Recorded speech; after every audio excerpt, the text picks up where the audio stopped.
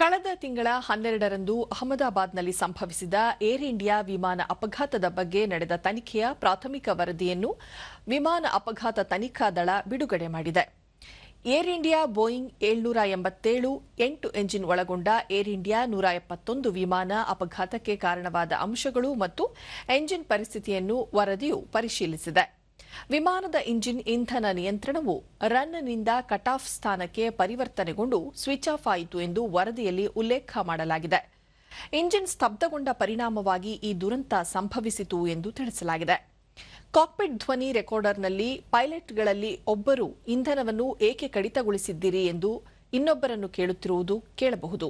ಅದಕ್ಕೆ ಇನ್ನೊಬ್ಬ ಪೈಲಟ್ ತಾನು ಹಾಗೆ ಮಾಡಲಿಲ್ಲ ಎಂದು ಹೇಳುವ ಮೂಲಕ ಪ್ರತಿಕ್ರಿಯಿಸಿದರು.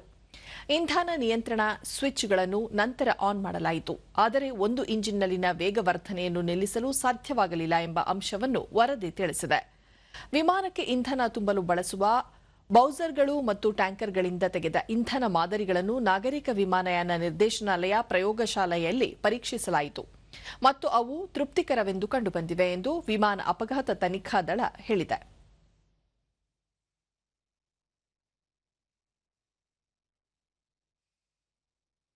ಈ ಕುರಿತು ಕೇಂದ್ರ ನಾಗರಿಕ ವಿಮಾನಯಾನ ಸಚಿವ ರಾಮಮೋಹನ್ ನಾಯ್ಡು, ಇದು ಪ್ರಾಥಮಿಕ ವರದಿಯಾಗಿದ್ದು ಹೆಚ್ಚಿನ ಪರಿಶೀಲನೆ ನಡೆಸಲಾಗುತ್ತಿದೆ.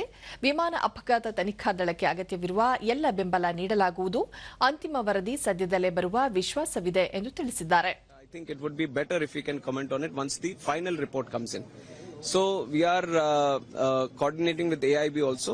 Whatever support or resources they need, we'll be providing to them.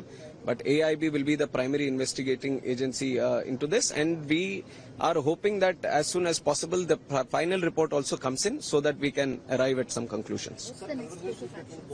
So right